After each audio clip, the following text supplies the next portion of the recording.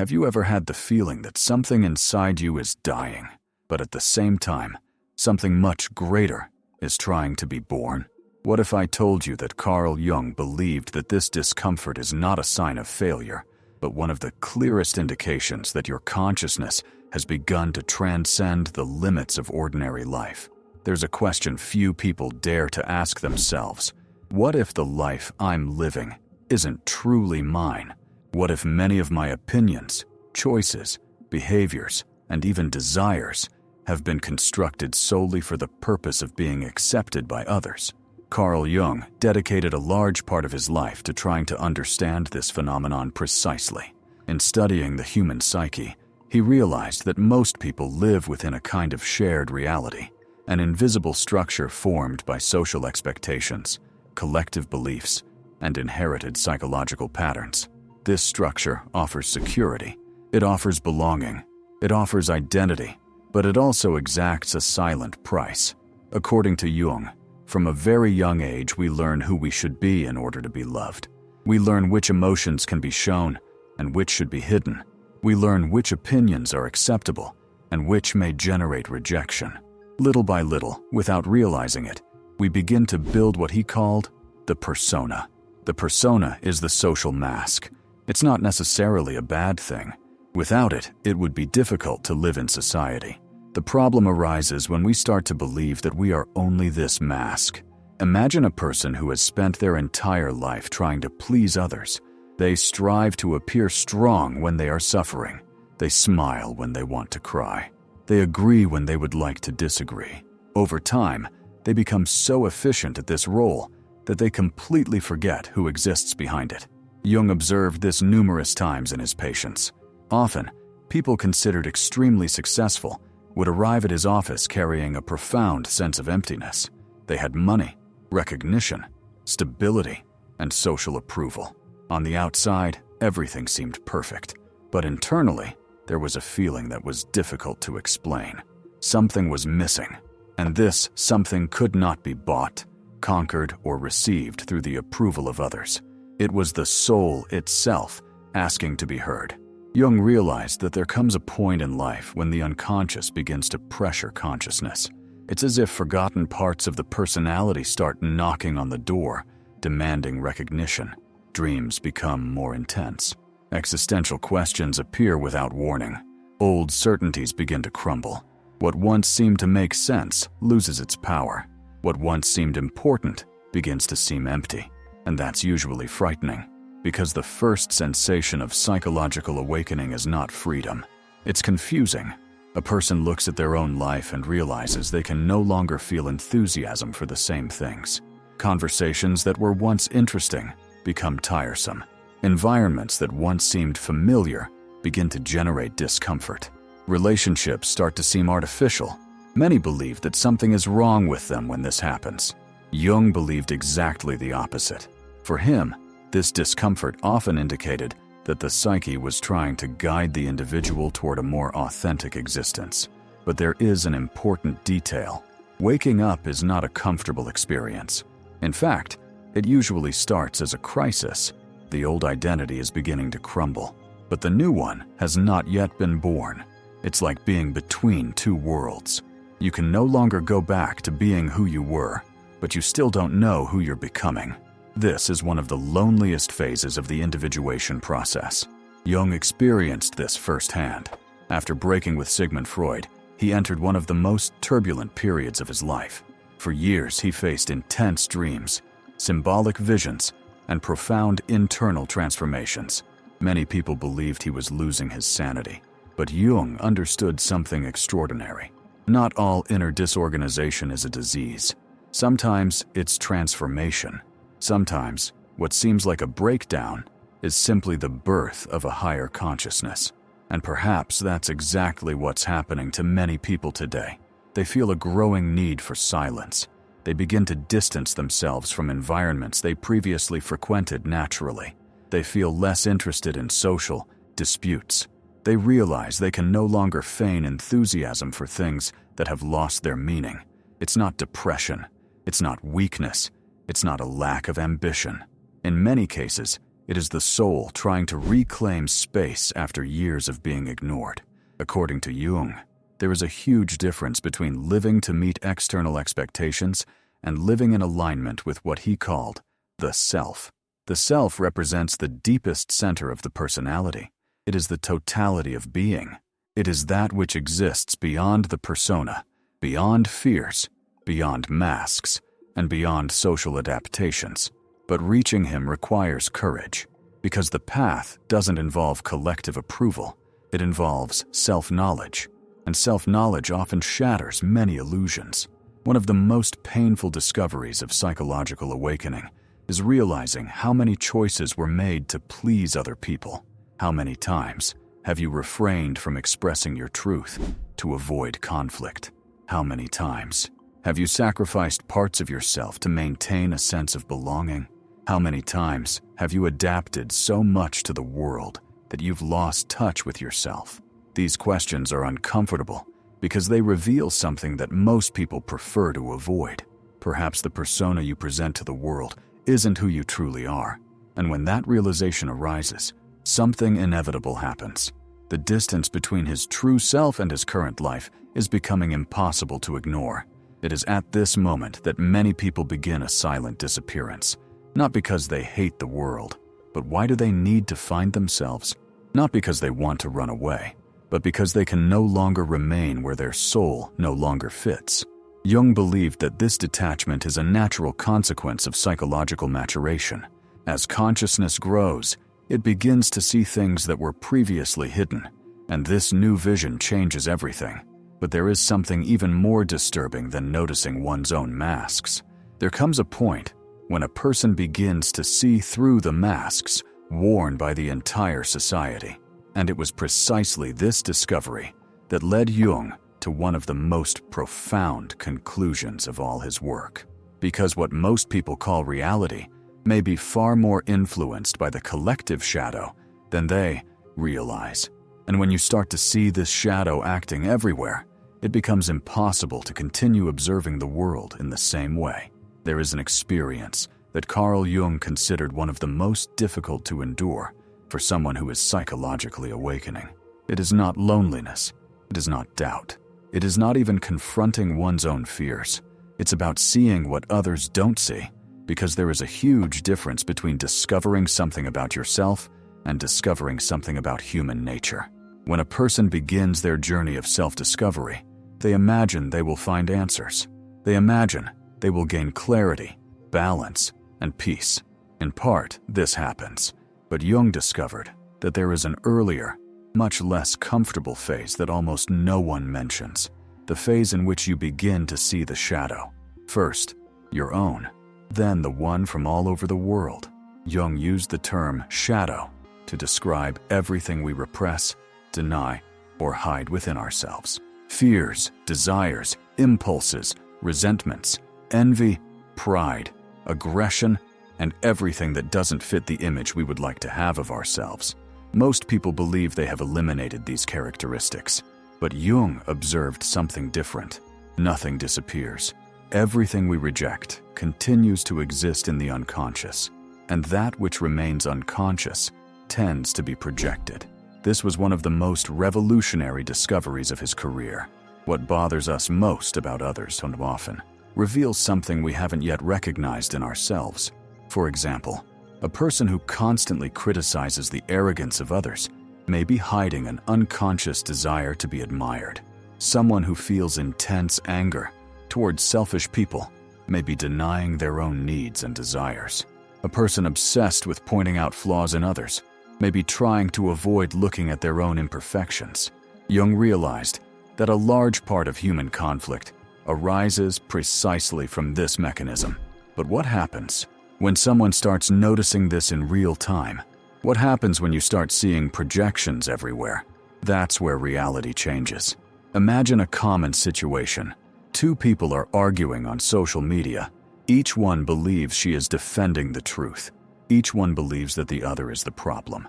But those who observe with awareness begin to notice something different. The discussion is rarely about the apparent issue. Behind the words lies fear. There is insecurity. Validation is required. There is unresolved pain. There is shadow. The visible conflict is only the surface. The real battle is happening inside each participant. When Jung began to deeply understand the mechanisms of projection, he started to see human conflicts in a completely different way. He realized that wars, political divisions, social persecutions, and even personal rivalries are often collective manifestations of the shadow. People struggling against parts of themselves without realizing it. This understanding changes everything, because when you start seeing projections, it becomes very difficult to continue participating in certain dynamics. You join a conversation and realize that nobody is listening to anybody. Everyone is just defending their identities. You observe an argument and realize that both sides are trapped by their own fears. You see people attacking each other while believing they are fighting for justice, and something inside you begins to drift away, not out of superiority, but that's because the illusion stops working. It's similar to what happens when a child discovers the trick behind a magic show. The presentation is still going on. People continue to be impressed, but she already saw the hidden mechanism, and now he can no longer look at it the same way. This is precisely what Jung observed in many individuation processes. The more self-aware a person became, the more difficult it became to participate in collective behaviors based on unconscious projections. This explains something that many awakened people report: a growing sense of disconnection from the discussions that dominate society. Issues that once provoked intense reactions now seem strangely predictable. Debates that once consumed energy are beginning to seem repetitive. Conflicts that once seemed enormous reveal a similar psychological structure. The characters change, the topics change, but the mechanisms remain the same. Projection, denial, fear, a search for belonging, the need to be right. Jung realized that awareness brings a difficult responsibility, because seeing the shadows of others is not pleasant. In fact, it is often painful. Imagine realizing that someone is attacking you not for what you did, but for what you represent to them. Imagine realizing that someone rejects you because you awaken aspects of themselves that they are not yet able to accept. Imagine realizing that many of the judgments you've received throughout your life were never really about you. These were projections. This understanding can set you free, but it can also generate a profound sense of isolation, because most people are still identified with their own unconscious mechanisms, and those who begin to see this start to inhabit a different psychological reality. Jung experienced this countless times. He reported that many people were not prepared to confront their own shadow. They preferred to find external enemies. They preferred to point fingers. They preferred to believe that their problems were always outside of themselves, because looking inward requires courage. It takes far more courage than fighting against external adversaries. That's why psychological awakening is often so lonely. You begin to realize that many of the conflicts that dominate the world are not exactly what they seem to be, and this perception changes the way you participate in reality. Little by little, an inevitable question arises. Is it worth continuing to invest energy in battles that stem from unconsciousness? Is it worth remaining trapped in conflicts that have been repeating themselves for generations? Is it worth sacrificing your peace to participate in dynamics that no one truly understands? For many people, the answer is starting to change, and it is at this point that the estrangement intensifies, not because they became indifferent, but because they begin to realize something even deeper. The real challenge lies not only in seeing the collective shadow. The real challenge arises when you realize that society itself depends on masks to function. Carl Jung believed that there comes a point when continuing to wear these masks becomes psychologically impossible. When this happens, an even more radical transformation begins, because the persona, that identity constructed to be accepted, begins to collapse. And when the persona begins to die, their entire life can change along with it. Have you ever noticed that some people spend their entire lives trying to fit in, and even when they succeed, they continue to feel an inexplicable emptiness? Carl Jung believed there is a profound reason for this. Human beings don't just suffer from not being accepted by others. Often, they suffer because they were accepted precisely for the false version they created to survive. After understanding the shadow, Jung turned his attention to another central element of the psyche, the persona. If the shadow represents everything we hide, the persona represents everything we show. It is the social identity we construct to function in the world. It is the character that learns which behaviors are rewarded, which opinions are admired, and which characteristics must be displayed to gain approval. The problem is that most people don't realize when they stop using the persona and start being used by it. What if a large part of your current personality was built solely to avoid rejection? When we are children, we quickly learn which versions of ourselves receive love. Some people discover they need to be strong. Others learn they need to be agreeable. Some realize they need to be intelligent. Others understand they need to be helpful. Gradually, the personality begins to organize itself around these invisible demands. Jung observed that this happens so gradually that almost no one notices. The adaptation seems natural. After all, we all want to belong. We all want to be accepted. We all want to feel that we have a place in the world. But there is a silent consequence. Every time an authentic part of one's personality is sacrificed to maintain approval, a small distance is created between who the person really is and who they believe they need to be. At first, this distance is small. Over the years, it can turn into an abyss. Have you ever wondered why some people achieve everything they've ever wanted and yet still feel that something is deeply wrong? Jung encountered this situation repeatedly in his clinical work. Successful executives, renowned artists, admired professionals, and socially respected individuals would come to him carrying a strange sense of emptiness. They couldn't explain exactly what was happening. They simply felt they were living a life that, somehow, didn't belong to them. On the outside, there was success. Inside, there was exhaustion. Jung's explanation was simple and disturbing at the same time. The persona had become stronger than the self. The person had invested so much effort in constructing an acceptable identity that they lost touch with their true self. This process doesn't only happen in big decisions. It appears in the most common details of everyday life. Someone smiles when they are suffering. They agree when they disagree. They accept painful situations to avoid conflict. They choose safe paths so as not to disappoint expectations. Little by little, their entire life begins to revolve around maintaining an image. And then comes the awakening. When that happens, something changes radically. The soul begins to reject what it previously accepted. Environments that once seemed normal begin to generate discomfort. Conversations that were once interesting begin to seem artificial. Relationships that have survived for years are beginning to reveal an unexpected fragility. Why? Because consciousness is growing faster than the persona can keep up with. Jung realized that one of the most difficult moments of individuation occurs when the individual begins to clearly see their own internal personas. Suddenly, they realize how many times they adapted their opinions to please others, how many times they feigned emotions to maintain harmony, how many times they accepted roles that never reflected their true nature. This realization is often painful, not because the person discovers it was fake, but because she realizes she's been distant from herself for too long. There is a fascinating account from one of Jung's patients that illustrates this process. For years, she had been seen as the perfect person, always kind, balanced, and available to everyone. She was admired by friends, family, and colleagues, but internally she lived with growing anguish.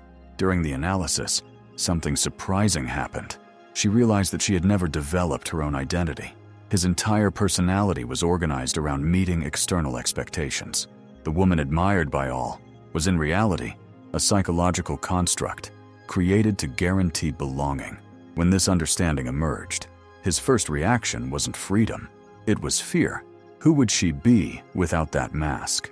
This is a question that almost no one is prepared to answer, because the truth is, many people know exactly who they need to appear to be, but few people know who they really are. And when that question arises, transformation becomes inevitable. That is precisely why so many awakened people begin to disappear from certain environments, not because they are rejecting others, but because they can no longer sustain artificial versions of themselves. Imagine going into an environment every day where you have to play a character that no longer makes sense to you. Imagine constantly participating in conversations that demand opinions you no longer believe in. Imagine maintaining relationships based on an identity that no longer exists. How long could this continue? Jung believed that there comes a point when the psyche simply refuses to act. The individual may even try to stay.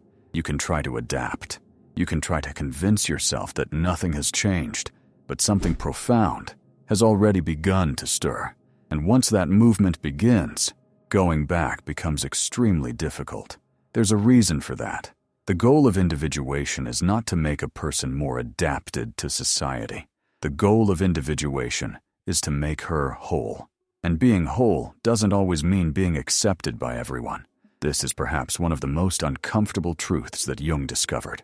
The closer someone gets to their true self, the less need they feel for collective approval. The more aligned with the self, the less interest one has in maintaining personas.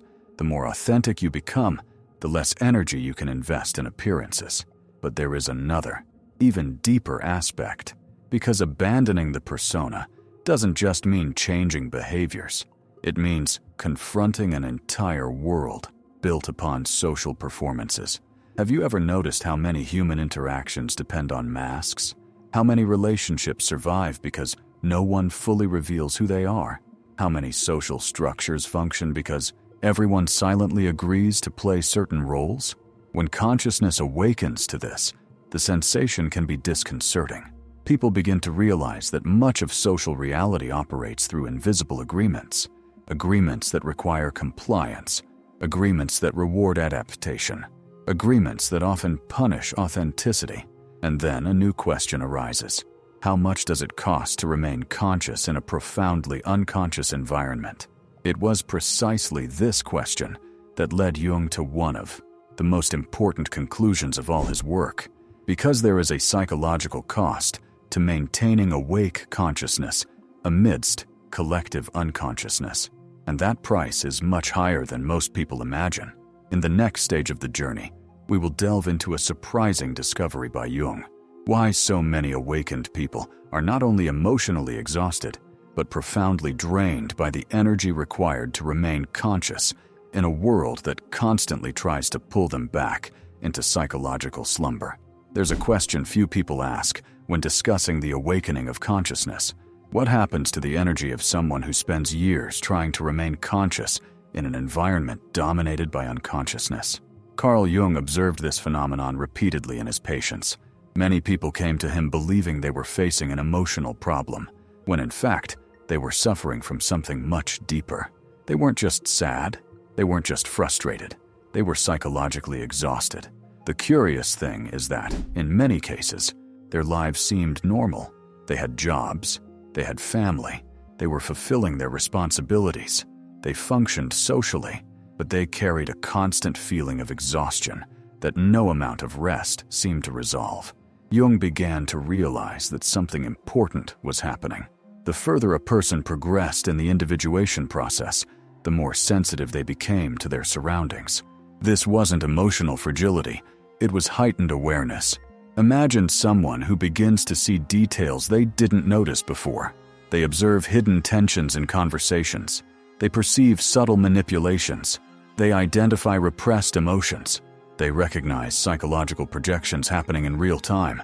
They notice contradictions that go unnoticed by most people. Now imagine doing that every day, for hours, for years.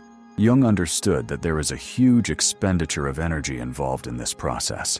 While most people react automatically to events, a conscious person is constantly observing, filtering, processing, and integrating psychological information.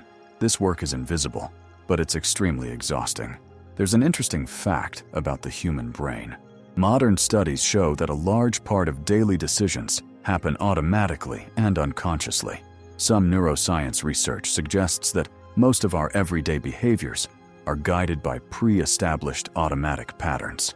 This saves energy, But when someone begins to become more aware of their thoughts, emotions, and reactions, they start to interrupt many of these automatic behaviors. In other words, it stops operating on autopilot, and that requires a huge psychological investment. Jung noticed something similar long before modern neuroscience existed. He observed that the awakening of consciousness increases inner responsibility, because now the person understands their motivations. Be aware of your impulses. Understand their projections. He notices his contradictions.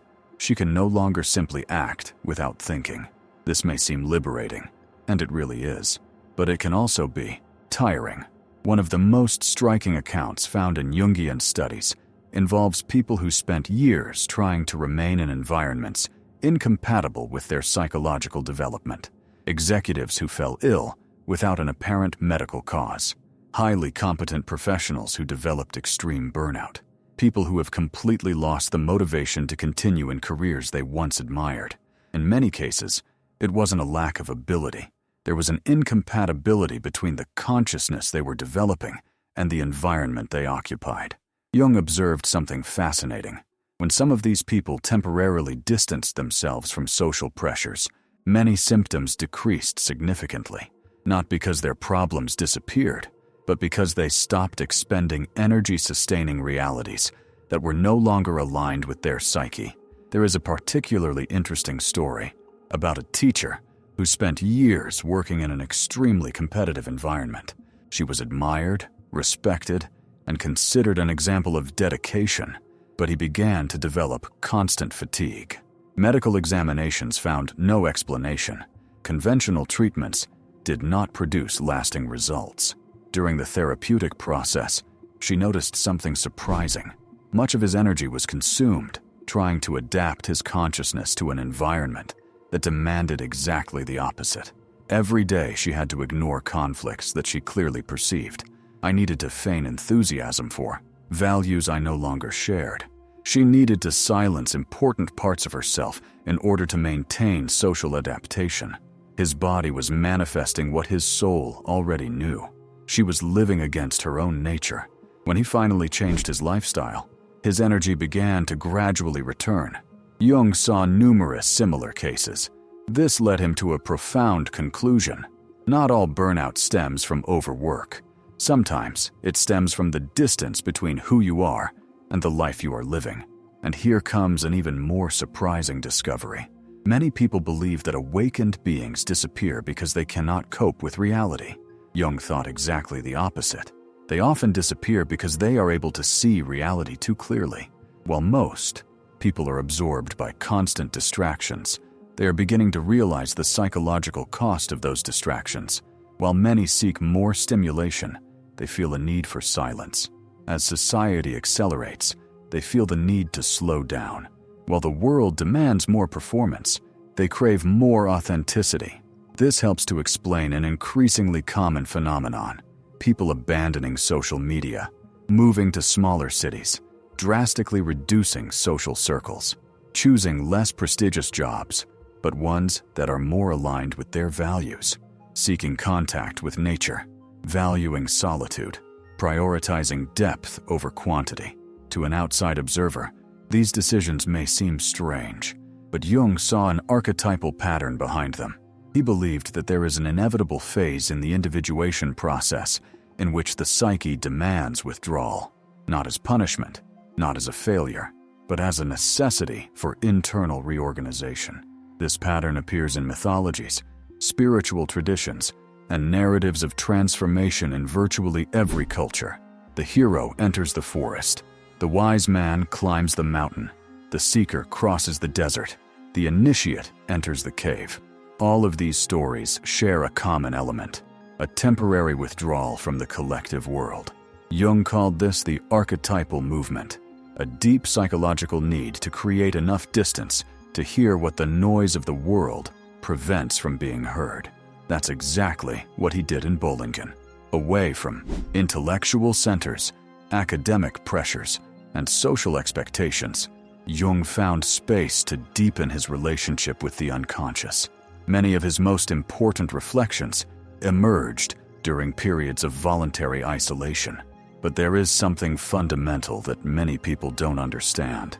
Healthy withdrawal is not escape. It's preparation. The escape attempts to avoid reality.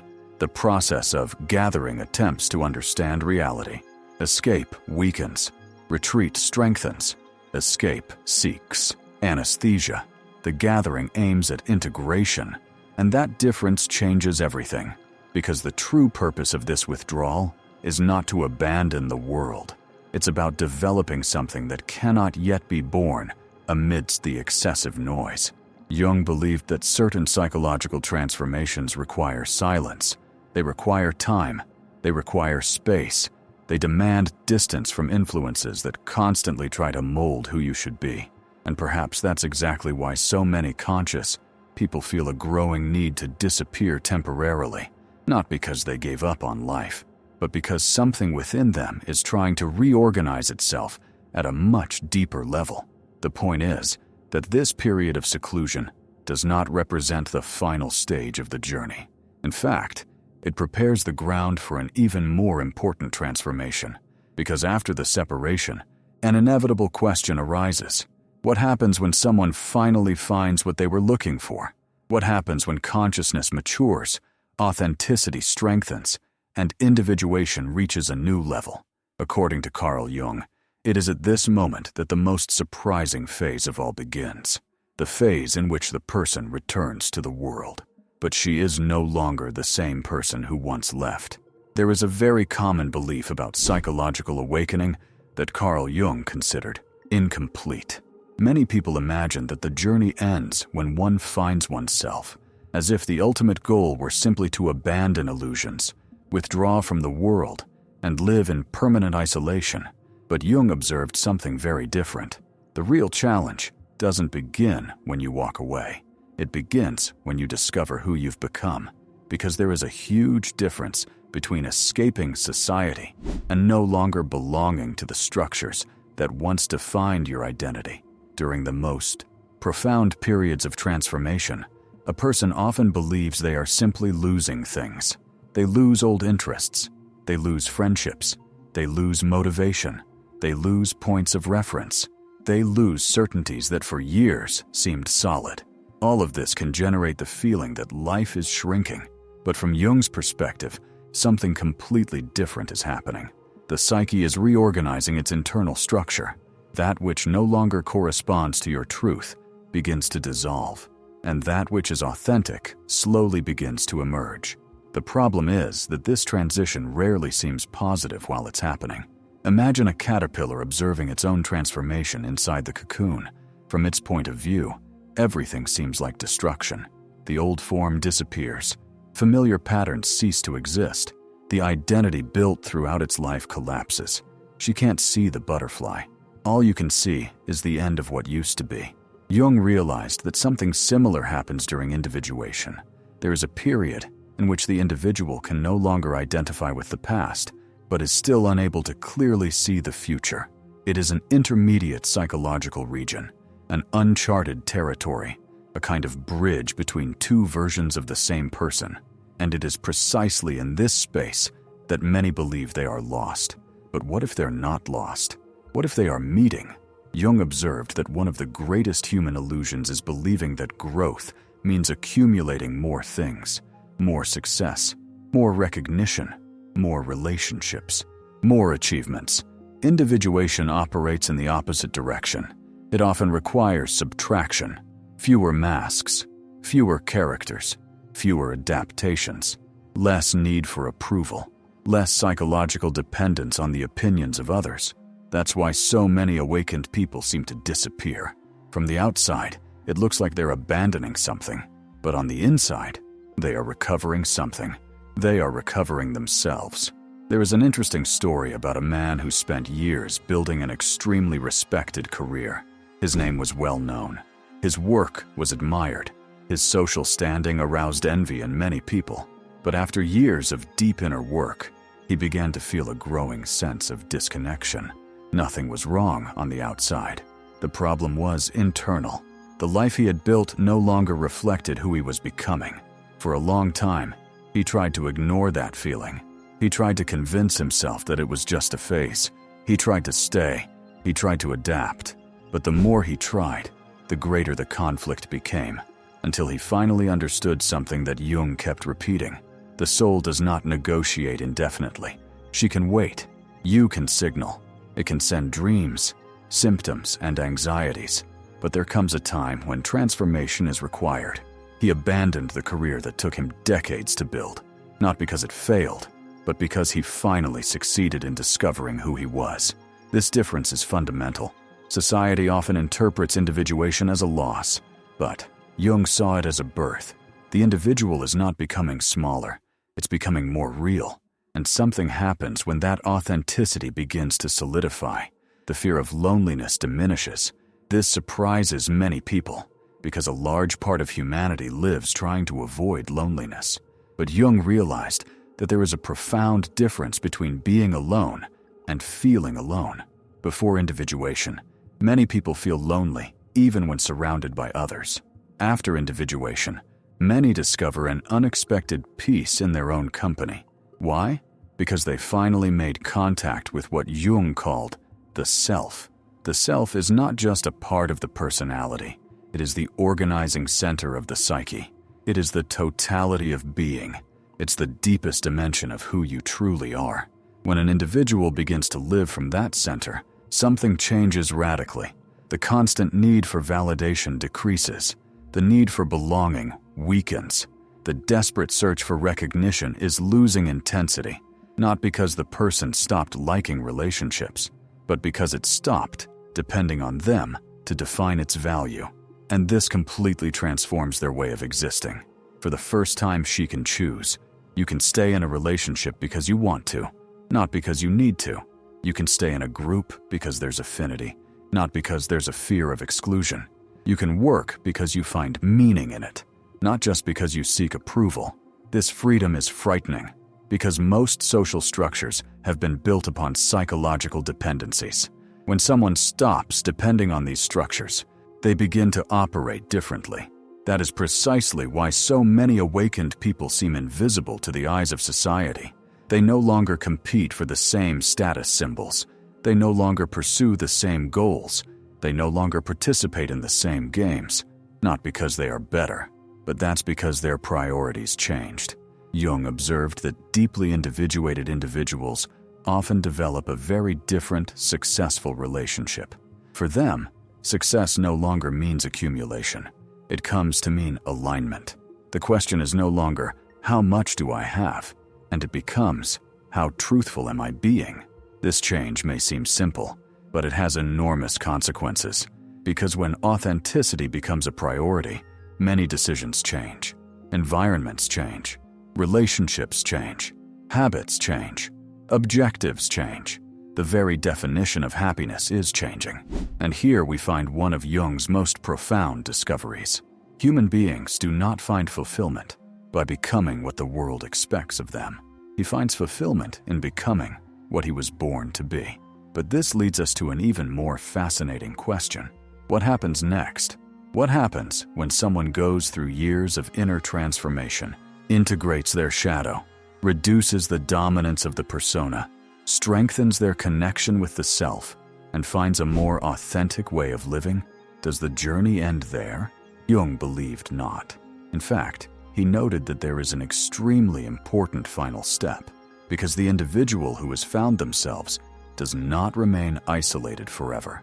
Something new is beginning to emerge, a silent desire to share, not to convince, do not convert, not to save anyone, but to offer the world what has been discovered. And it is precisely at this point that disappearance takes on a completely different meaning. Perhaps those who have awakened are not abandoning society. Perhaps they are preparing something that can only be born after a profound inner transformation. And when Jung noticed this pattern in his patients and in his own life, he came to an extraordinary conclusion about the true purpose of withdrawal, solitude, and the individuation process. A conclusion that completely changes how we understand the disappearance of consciousness. For Carl Jung, the true meaning of disappearance was never abandoning the world. It was abandoning illusion. There is a profound difference between these two things. Many people believe that the awakened are fleeing from society. Jung believed that they are fleeing only from that which is false. Throughout this video, we explored a journey that few people fully understand. We saw how consciousness begins to grow when the persona loses strength. We saw how the shadow reveals itself. We saw how the need for approval diminishes. We saw how individuation leads the individual to inevitable periods of withdrawal. But now we arrive at the most important point of all. What should we